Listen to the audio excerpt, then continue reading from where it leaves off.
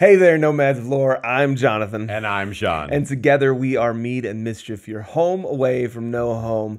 Today's video, we're going to be giving our predictions for episode 8 of The Wheel of Time. The finale. The finale.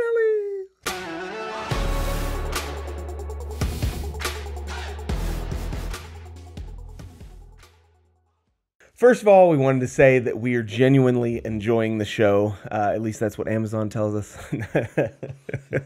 No, I'm just kidding. But we really are enjoying the show. And of course, these, and for the most part, there's always the problems. But anyway, these are our opinions, and you are fully welcome to have your own and continue to be respectful and everything down in the comments. If you disagree, we'd love to hear from you. We love to have that discourse and understand why. There's lots of things that we can all agree we would have liked to see or whatever. So, but anyway, let's do spoilers real quick. We're going to have spoilers through book 2 and of course through, I guess through episode 8, because if we're correct in our predictions, we'll see. And I think later we are going to touch on some things a little bit further on in the books, but we will give you a clear spoiler alert and then a timestamp on when you can jump back in at that point. So let's get started. So the overall predict, we can start with there are several different kind of like almost sections of predictions for this episode.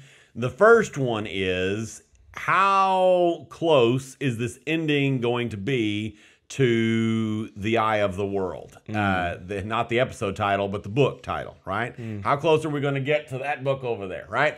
And so what are we thinking on that? Well, we've been thinking a lot of things over the course of the series. This is very updated thoughts. You know, we were early on, we were both thinking that we're going to get a very different from the book ending and all of that stuff. It definitely looked like it was going to be a big change. We kind of figured it would, especially since the ending of the Eye of the World is widely considered, including, you know, we share most of the opinions about it, that it's kind of janky. And kind of, you know, he was Robert Jordan was still kind of figuring things out at that point. And so there's a few things that, you know, like the Green Man, for instance, that we never really see again. I think there's a Green Man that's mentioned or something later or something, but other than that, I mean he had some things that just weren't fully fleshed out in his thoughts. And so it left a lot open to interpretation, I guess. Right, lots. So because of that, and kind of what we figured they would do, especially as we started to see more and more changes in the show, we were really figuring we're going to have a very different one. Now, right now, I'm thinking we're actually going to end up with a lot closer to book accurate ending than I figured. I think we've got Moiraine and Rand going off alone into the Blight. We've got I think probably our Wonder Squad or Avengers Assembled or whatever we're going to call the core group right now are probably going to try to follow them at this point. I mean, Lan is. I'm sure he's pretty hacked off at Moiraine at this point, you know, and so they're probably going to try to follow them. Whether they are able to, that's who knows. I suspect a few of them at least will get through and trying to follow them into the Blight. We're almost certainly going to have a battle at Tarwin'S Gap. We don't see much of that in the book or any of it, if memory serves. But I think we're going to actually see that on the screen a lot more and all of that. We're probably not going to get the Green Man still, which for obvious reasons, kind of one of the reasons, kind of like why we didn't get Tom Bombadil in the Lord of the Rings adaptations. It's something that's interesting and cool and has deeper kind of philosophical implications, but doesn't really affect the overarching story. So we're probably not going to get the Green Man. But a lot of it may be really similar. So we're going to talk specifically about Forsaken in kind of another vein of this, and whether we're going to get the same or whatever else. But so so you're thinking about the same. Yeah, I think so. I don't see why we would be getting anything drastically different just because of how we're headed and how things have split up. I don't know whether my thoughts are still kind of coalescing, I guess, or whatever, as far as whether or not people are actually going to be able to catch up with them. I don't know if we're going to see like lots of TROLLOCS come out and that stop, and then them have to kind of retreat back into Faldara and fight, or what's going to happen. It would be interesting to see some of the characters see Rand being the dragon, or you know, which, in fairness, we don't see in the book. No, exactly. But it could be cool. That would be a neat and maybe we're only going to see 1 or 2 people be able to see, and maybe it's just a cementing for Moiraine or for whoever. As we've stated before, we try to avoid leaks as much as possible. First of all, because we don't really enjoy that content that much, because we like to be surprised. Second of all, because we're trying to give off the cuff things that we've come up with without a whole lot of information other than what's official channels. And that's why we try to do this video as early as possible. Right. I know we've stated all that. Just want to reiterate. That being said, let's jump into something that RAFE actually said on the episode 7 behind the scenes, which is actually on YouTube now because they're finally getting the picture that maybe not everybody's getting to this content. Anyway, so we're going to jump into something that he said. Before we do, let me say one thing. This is kind of going to be vague and real weird, but the book readers are going to know what we're saying. I have read 13 and a half, but we have read all the books for the most part. So something we say in the future may or may not really make sense to those of you that have read all the books, but we're trying not to spoil all the things. So anyway, there may be a lie. We're not Aes Sedai, we can lie, right? Anyway, so Rafe actually said, not all of our characters are going to make it, right? Yeah. That's the official quote. That's what the man said. He said that. Okay. So what does that mean? Implicate? What does that mean? Yeah. We have lots of thoughts. So I'm sure y'all do too. Yeah. Those of you who have watched that. So there's many different things they could do. They could be trying to kill off a main character. They could be he could be diverting that and saying, "Oh, we're actually killing off, I don't know, PADAN FAIN or some random person, Agilmar, a bunch of different things." Or Uno. If he does that, stone him. Yeah, that's right. That's right. Tar and feather. Exactly. No, it's tar and fairy. No. Tar and fairy? Tar and feather. Okay, tar and feather. I follow you. Anyway, yeah. Sorry, terrible jokes. Terrible jokes are terrible. I am a dad. I'm allowed. So anyway, what are some of your thoughts of the extraneous characters that they could cut? My strong thought right now is I think he's playing a little Deus de Mar himself. And he's kind of game of housing it up. And he's misdirecting. I could see them like having somebody like Agilmar die. He was very specific to say some of our characters, which could mean like anybody. I mean, even if that's why I said it doesn't even have to be a FAIN, named character. Oh, that's it true. Could be I think what you're meaning by PADAN FAIN is he could die but not die.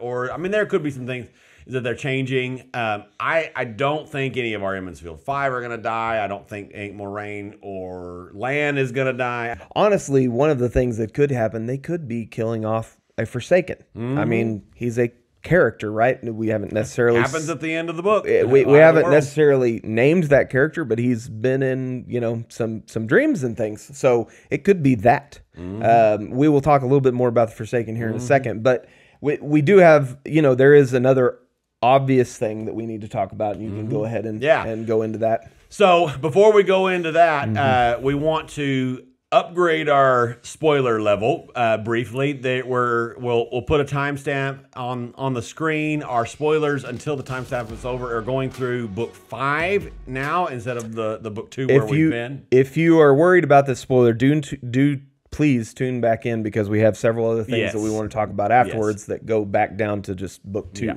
So, yep, absolutely. So we've presented before a theory, and I don't know that we were the first on YouTube to say this out loud, but we were at least some of the first. I'm fairly sure of that. That we could be having Moiraine's death early. That could, the whole portal thing with her and LANFEAR, whether it's her and LANFEAR or whether it's just her and some other Forsaken, or as somebody pointed out in the comments, whenever it happens, as long as she's taking out a top shelf Forsaken with her, that's all we care about, right? And that's And right now we're leaning towards, especially because they brought Rand and Moiraine back together, and we feel, Jonathan feels extremely strongly about it, and I'll let him chime in with some of his thoughts, that they really need that Rand Moiraine bonding time and that mentorship there that we haven't seen at all. And so now that they for sure have brought them together again because of episode 7, we don't really think that they're going to do that now. They could, though, and I think more and more people are having that idea independently from anything we've said or anybody else has said, whatever else, because of what Rafe says. Like, well, if any of our main characters are gonna die, it almost has to be Moiraine. And I think that's the idea. And there was some things that she said even in that, right before Rafe said that, she said, Moiraine knows she's going. Rosamund said that she's going into basically a suicidal mission that she knows she's probably going to die because I don't even think she says probably, because she's going to die when she lays it out real thick right there, and then he says that right on the heels of that. So that's why we think it's a misdirect, is because of the way they kind of. And it also I think we're playing unreliable narrator and all this, because her comments especially tie directly back to what Swan said in episode 6. And so I think we've got a lot of misdirect and a lot of things. There's probably, we're in the camp that we think that a Forsaken is, or the Dark One himself, somebody is messing with Swan and feeding and setting up. It's a trap, And so because of all of those layers, that's what we're thinking right now. We'll see for sure. I'll let Jonathan say some more about this.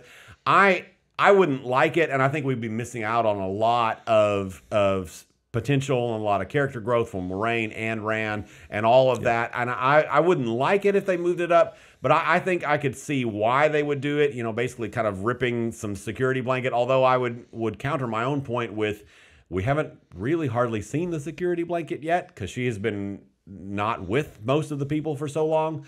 But it's, doing that and I could see them making it work narratively, personally. I think Jonathan's got some more stronger feelings that he probably wants to share at least some of. But yeah.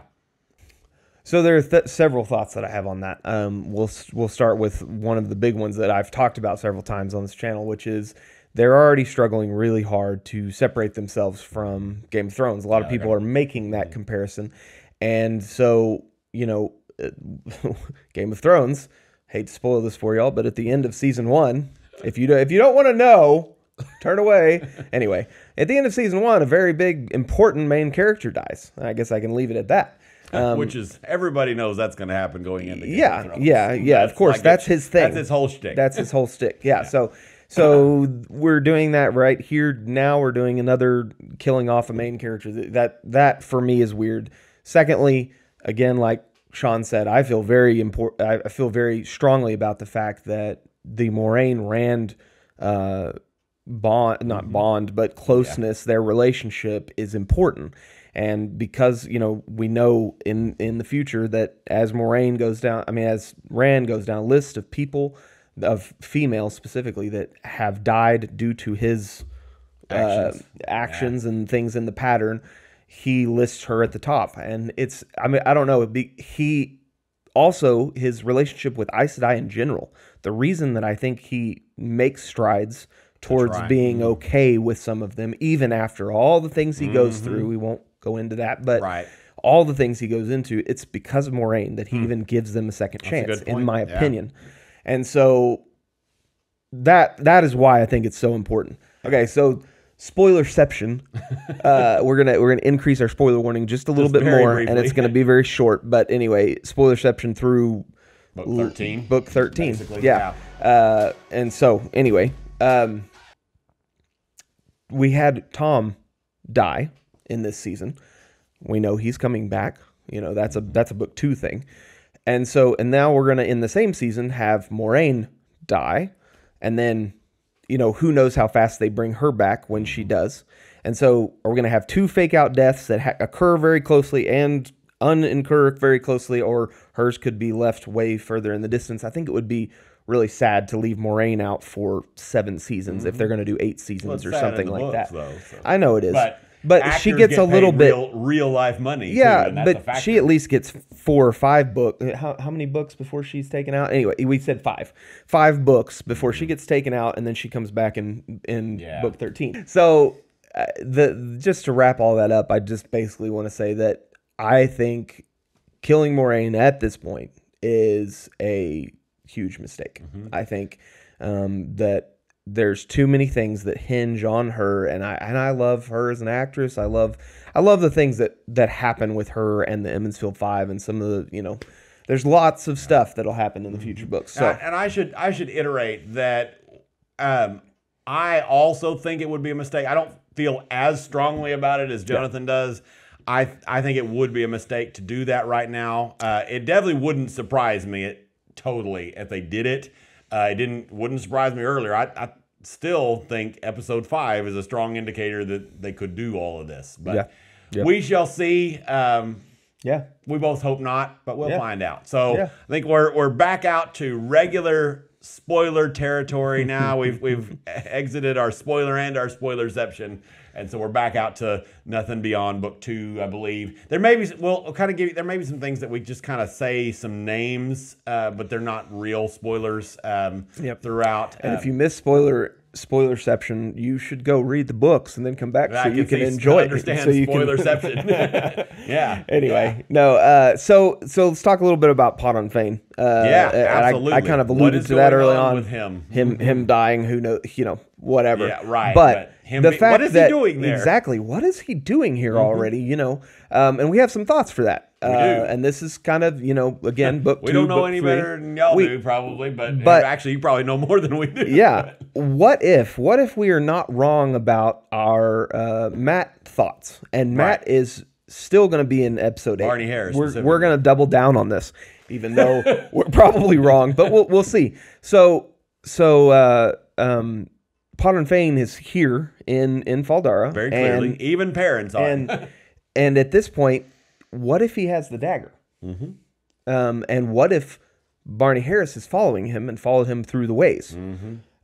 So anyway, that's just it would be really cool to see that come through. And obviously at some point he's got to get the horn and all the other things. Right. Well, if they keep that story thread, but yeah. So anyway, there could be a lot that goes on. Do you have any thoughts with that? I don't know if I have any additional, that is our leading prediction. Now, there's a lot of, we know that PADAN FAIN's mission, right, is from the Dark One to hunt down the Dragon Reborn, basically. And so, and keep tabs on him. And once he figures out who it is, bring the Dragon Reborn to, and so he could, so another possibility, I mean, there are lots of, but another possibility that comes to mind is he could be part of the showdown at the end, either Dagger or Daggerless. Yeah. And he could be basically figuring out that Rand is the Dragon Reborn, and that so could now be, trying to take him. That's a good point. He could be the one that sees. It could be Moiraine and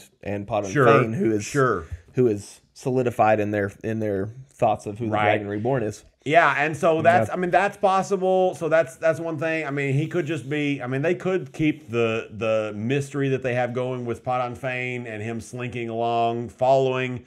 They could keep that longer and not reveal what he's doing there until season 2. I could totally see them doing that, and that may be all that's going to happen. I think there are some other mysteries. Actually, at this point, somebody pointed out in one of our comment section, which is entirely plausible. Actually, a few people pointed it out that they may actually milk the Dragon Reborn reveal a little bit longer, kind of like it's done in the books, where we know, the readers / watchers and whatever else, and Moiraine knows and whatever else, but not the whole world doesn't know. And we don't reveal that until later. And, and all of the things that go on with that to the world. We're keeping our spoiler level at book 2. So so I won't describe that for you. But we may keep that mystery alive for a while longer. And honestly, we may come out with a video later talking about the Dragon Reborn mystery in season 1. And if they do keep it alive,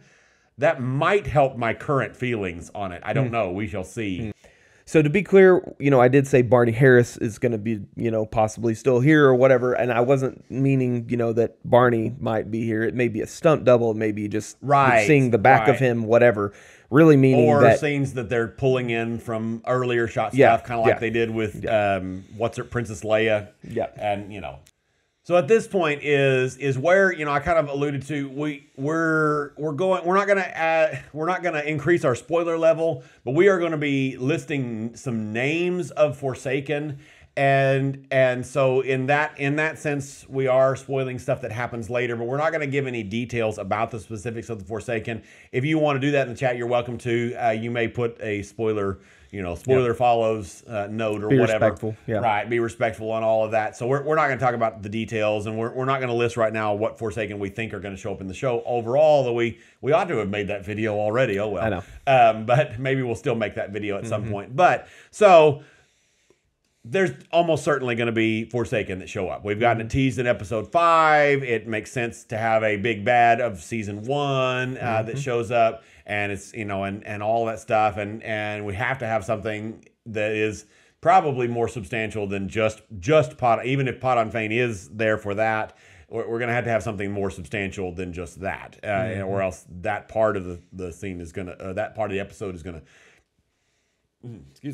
is going to be kind of flat, and all of that. So the thought is what Forsaken is going to show up.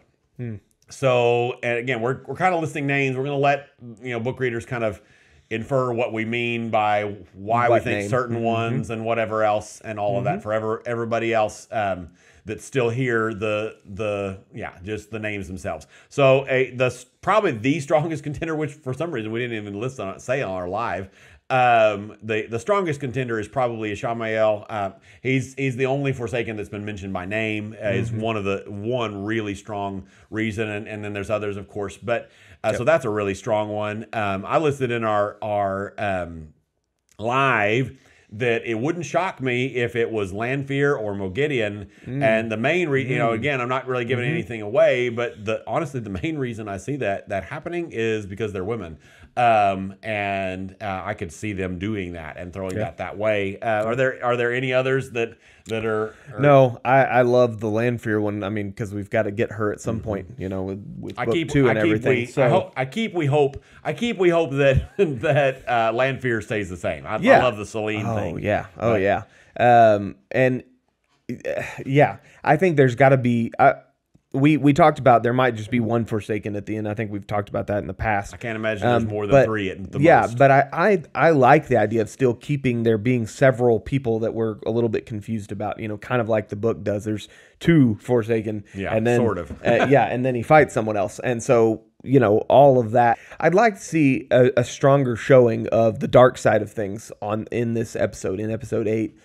Just to kind of give the illusion, not the illusion, but the actual facts that there is a lot coming in the future. And of course, it could be one of those people, like I alluded to earlier, that it could be one of those is the character that Rafe is talking about that dies or whatever.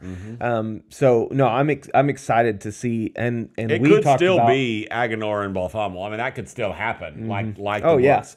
I hope it's not personal. At least, well. If it is, I hope it's changed. And here's the reason. Somebody pointed out that they really liked the Forsaken being a little bit incompetent and a little bit petty. I hope they keep the pettiness and some of that. Personally, I hope they keep all that of the Forsaken and the kind of almost like the way we read like Greek and Norse gods, where there's this petty infighting of superpowered individuals.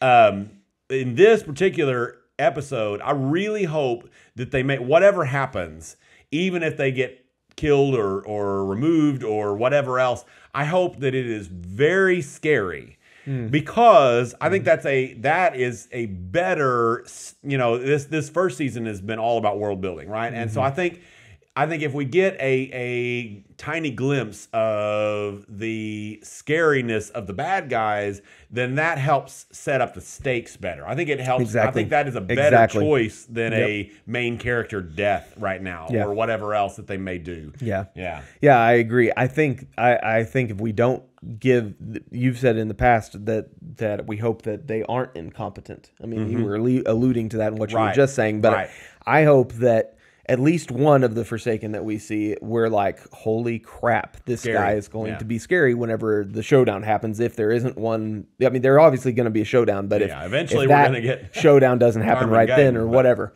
Anyway, so yeah, I think it's important that like you said, we increase the stakes and we make the Forsaken terrifying, in my opinion. The thing that we're missing is, and admittedly, and in my opinion, we don't get it a ton in Eye of the World either, really.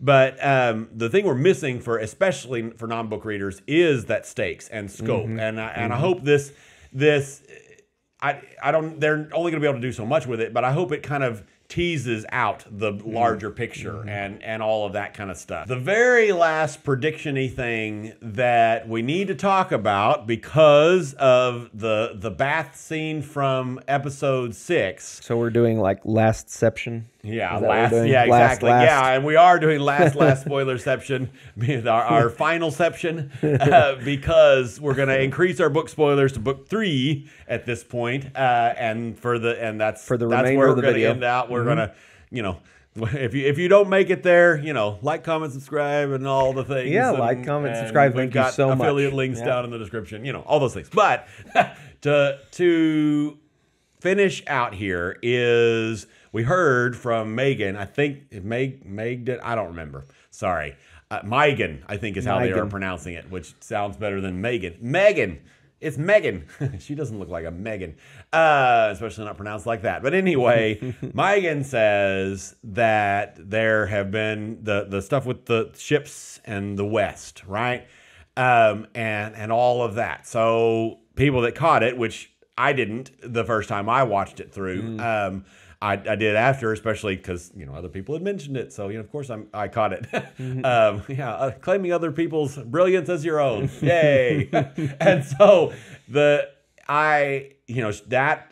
almost certainly refers to the SEANCHAN, which the people that caught it, and then the people that heard about it later were all like, or like, oh crap. One of the two.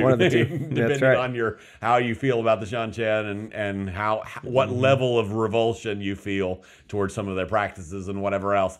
And so the question now, and also on top of that, this is another official channel thing, is Marcus Rutherford mentioned the SEANCHAN at the end and the end of the season. Now, at that point when he made that interview, I think there may have been some stuff already, at least in production or at least in talks and pre-season 2 stuff. So he may have actually been referring to season 2 ending.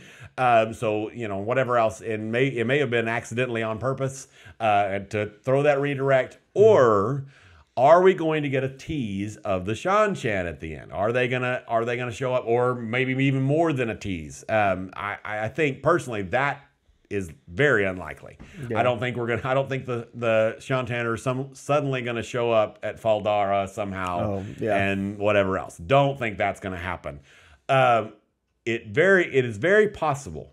It really depends on what they do with the character not making it. I think that's what they do with that is gonna affect this. But depending on that, it would not be astonishing if we get a tease of the SEANCHAN, and oh no, the ever victorious army, whatever that means, and these scary people, and maybe even teasing some Damane a little bit, and like, oh my gosh, what is this? Who are these crazy people? The world's not as nice and pretty as the 2 rivers. Exactly. It wouldn't be astonishing if we got a tease of the SEANCHAN at the end. I think that's it. Again, it really depends on what they do with the characters not making it thing. But if they do what we hope they do with that, and make big bad scary and stakes that way, and no main characters dying, then the SEANCHAN could be the kind of sort of cliffhanger tease for next season at the end of this thing. It could even be like a mid-credit scene or something like that. Yeah. Honestly, I mean, seems like everybody is kind of getting in on that whole Marvel thing or whatever else, and so yeah, I think those are pretty much our predictions. Yeah. What did we forget? Yeah, put it down in the comments if you got other predictions, other thoughts. Obviously, when the preview stuff comes out and the pictures and all that on Tuesday and Wednesday, whatever, y'all can definitely talk to put those things down there. We'll talk about it and everything. So thank you so much for being here. Y'all are awesome. You guys are awesome. We're loving this community, as we've always said. If you would like to support us, there's those links down in the description. And like, comment, subscribe, all the things, and we'll see you in the next one. Yep. Bye-bye.